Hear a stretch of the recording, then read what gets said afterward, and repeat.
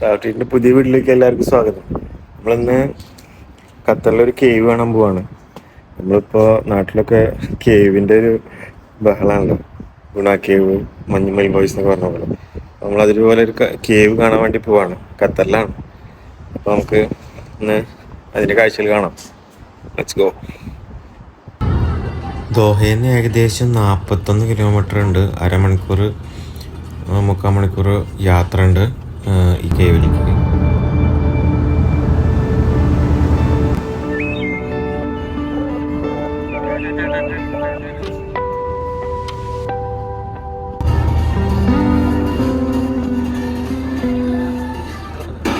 Waiting for powering.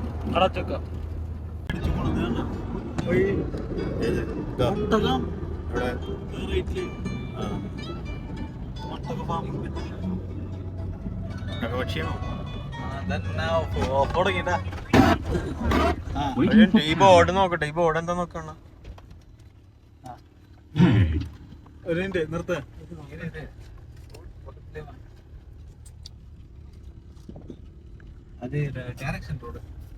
പേരൊന്നുമില്ലല്ലേ? Okay, നമ്മളൊരു ഓഫിലെത്തി. Road ഓഫായി. Case നമ്മൾ പെട്ടു. കേസ് നമ്മുടെ വഴിയൊന്നും ചെറുതായി തെറ്റി.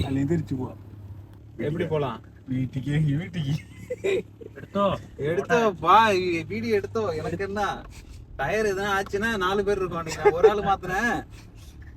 കാട് എന്ന് പറഞ്ഞാ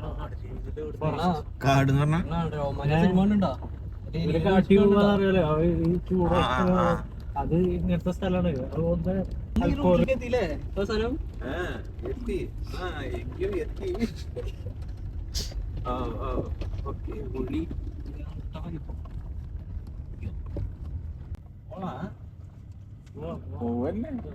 என்ன நடக்க போகுது? எல்லாமே ஒரே ஓப்பன்ல தானே இருக்கு. எங்கேயும் எல்லாம் நம்மள மாதிரி சுத்தி தான் பாக்குது. வாங்க. ലൊക്കേഷൻ കറക്റ്റായിട്ട് കിട്ടിയിട്ടുണ്ട്. കേവിൻ്റെ തൊട്ടടുത്ത് എത്തിയിട്ടുണ്ട് നമ്മൾ. നമുക്ക് അങ്ങോട്ട് പോവാം. Let's go.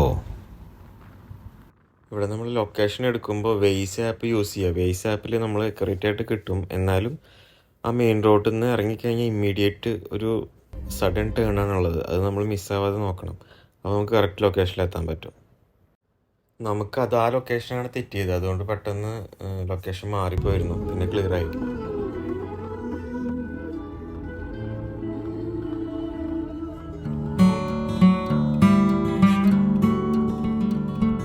നമ്മൾ ആ റോഡിലേക്ക് കയറിയിട്ടുണ്ട്. ഇത് ഇവിടുന്ന് അങ്ങോട്ട് കംപ്ലീറ്റ് ഓഫ് റോഡാണ്. അപ്പോൾ നമ്മളിവിടെ വരുമ്പോൾ പ്രത്യേകം ശ്രദ്ധിക്കേണ്ട കാര്യം എന്താ വെച്ചാൽ ഓഫ് റോഡ് ഉള്ള ഏതെങ്കിലും വണ്ടി 4x4ൻ്റെ ഏതെങ്കിലും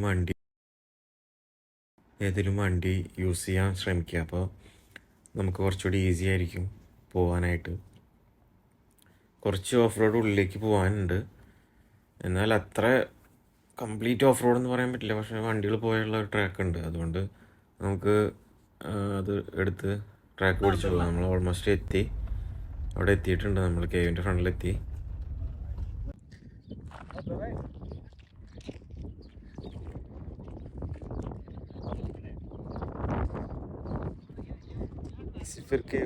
കേവില് തൊട്ടടുത്ത് എത്തി. നമ്മൾ നല്ല കാറ്റാണ്.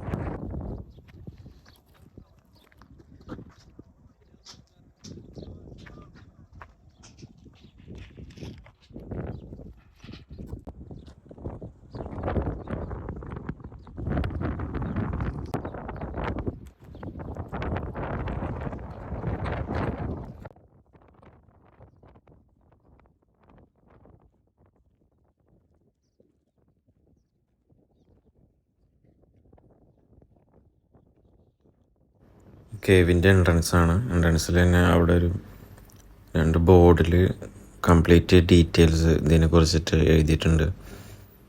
ഈ കേവിനെ കുറിച്ചിട്ടും അതുണ്ടായ സംഭവം, അതിൽ എന്താണുള്ളത്, എങ്ങനെയാണ് ഉണ്ടായത് എന്നൊക്കെ കുറിച്ചിട്ട്, അതിലെന്തൊക്കെ മെറ്റീരിയൽ അടങ്ങിയിരിക്കുന്നു അതിൻ്റെ ഉള്ളിൽ, പിന്നെ എത്ര കാലം ഇതിന് ശരിക്കും ഈ കേവിന് ഒരു ഏജ് എത്ര വർഷം മുന്നേ ഉണ്ടായതാണെന്നുള്ളതിന് കൃത്യമായൊരു റിസർച്ച് കാര്യങ്ങളൊന്നും ചെയ്തിട്ടില്ല.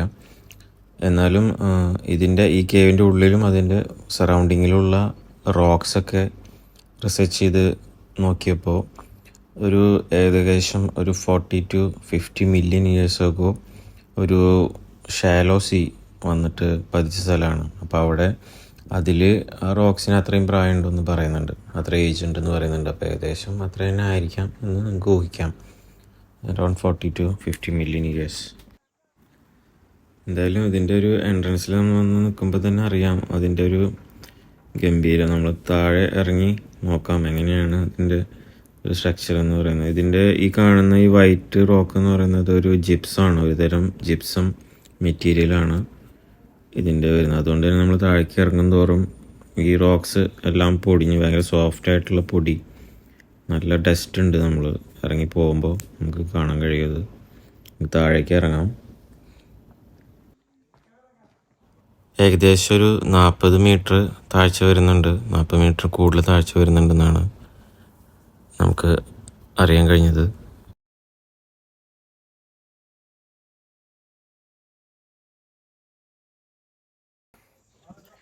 ഇതാണ് ഖത്തറിലെ ഗുണാക്കേവ്.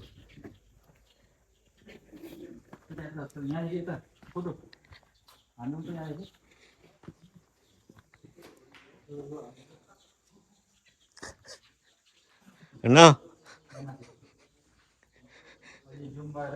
ഇതെന്താ മനസ്സിലായ?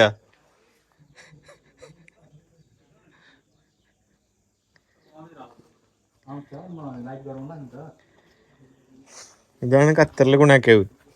அதுதான் இன்னைக்கு டைமிங் பார்த்துட்டு இருக்கோம். நான் இது மேல நின்னுட்டு பேசுறேன்.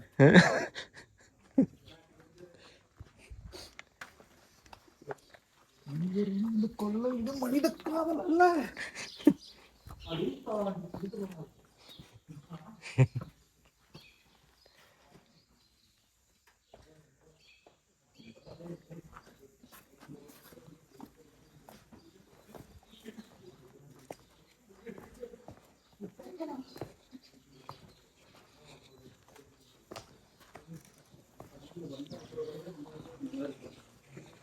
Bro, इधर से दोबारा आपण चल के आने का फोटो आता है दोबारा आपण एता उदा उदा एता फोटो निघून उजाला होता के आपण एखाद्या वेळ बसता म्हणलं की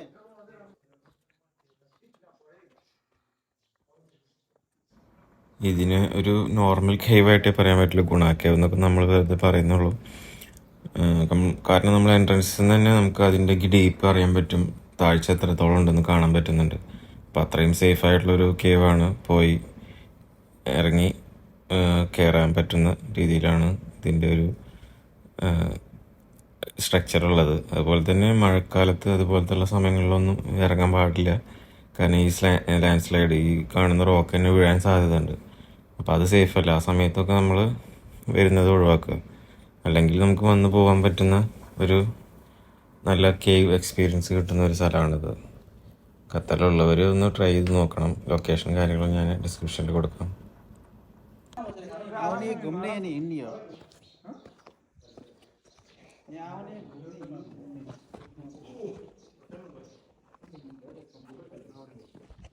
കച്ചാരെന്നെ ഫുട്ട് ചിപ്ലുവിന് ശരി തൊലയോ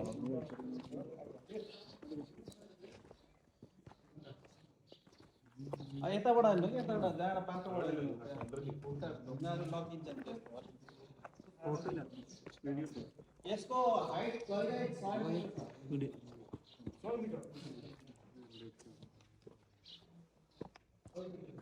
തൊട്ടേഞ്ഞ് പൊടിയാണല്ലേ.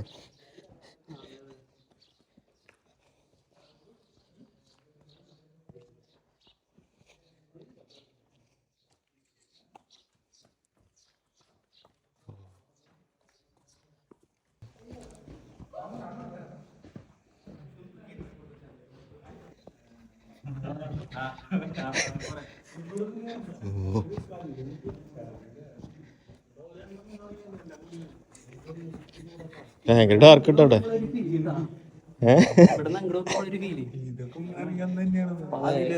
மேல பாக்கும்போது எவ்வளவு செம்மையா இருந்தது, இறங்கும் போது ஒண்ணும் தெரியல, இறங்கிட்டு மேல பாக்கும்போது எத்தனை லேயர் இருக்கு பாரு. മണ്ണെടുത്തപ്പോ പുതിയ இதெல்லாம் ഇപ്പോൾ ഇവിടെ ഇരുട്ടല്ലേ? 4 മണിയായിട്ടുള്ളൂ. ഏകദേശം ഒരു 40 മീറ്റർ താഴെ എന്നുള്ള വ്യൂ ആണിത്. ഏറ്റവും താഴെ നിന്നുള്ള വ്യൂ. ഒരു അൺബിലീവബിൾ അമേസിങ് ആയിട്ടുള്ളൊരു വ്യൂ ആണിത്. ഒന്ന് കാണേണ്ടതൊരു കാഴ്ച തന്നെയാണിത്. സൂപ്പർ.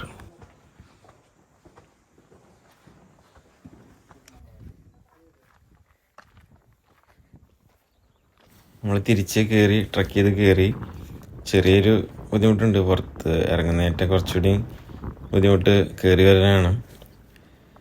പക്ഷെ എന്നാലൊരു ഡിഫറെൻ്റ് എക്സ്പീരിയൻസ് ആയിരുന്നു. ആദ്യമായിട്ട് നമുക്ക് ഈ കാണുന്നൊരു ഗുഹ ഉള്ളിലേക്ക് ഇറങ്ങാൻ പറ്റുന്നത് നമുക്ക് അതുപോലെ തന്നെ കയറി വരാനും ഈസി ആയിട്ട് പറ്റി. Nice experience. എന്നിട്ട് അവിടെ ഇരുന്ന് കുറച്ച് സ്നാക്സ് കഴിച്ച് വെള്ളമൊക്കെ കുടിച്ച് ക്ഷീണമൊക്കെ മാറ്റി നമ്മൾ നേരെ തിരിച്ചു.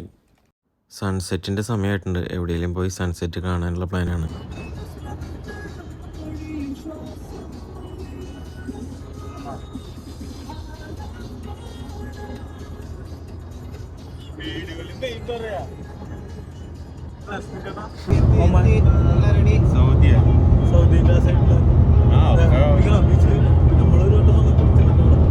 കുറച്ച് മുന്നോട്ട് വന്ന് സൗദി ബോർഡർ എത്താറായി. അപ്പോൾ അവിടെ ഒരു ബീച്ച് ഉണ്ടായിരുന്നു. ബീച്ചിൽ സൺസെറ്റിൻ്റെ കറക്റ്റ് സമയത്ത് എത്തി. സൺസെറ്റ് കണ്ട് അവിടെ നിന്ന് മടങ്ങി. അപ്പോൾ ഇന്നത്തെ വീഡിയോ ഇത്രയേ ഉള്ളൂ. വീഡിയോ ഇഷ്ടപ്പെട്ടുവെങ്കിൽ എല്ലാവരും ലൈക്ക് ചെയ്യുക, അതുപോലെ തന്നെ ഷെയർ ചെയ്യുക. സബ്സ്ക്രൈബ് ചെയ്യാത്തവർ ഇപ്പോൾ ഇനിയും കാണുന്നുണ്ടെങ്കിൽ അത് അവർ സബ്സ്ക്രൈബ് ചെയ്യാൻ മറക്കരുത്. എന്നാലും നമുക്ക് പുതിയ വീഡിയോസ് നമുക്കൊരു പ്രചോദനം ഉണ്ടാവുള്ളൂ. അപ്പോൾ thank you for watching. Keep supporting. Bye for now. See you next video.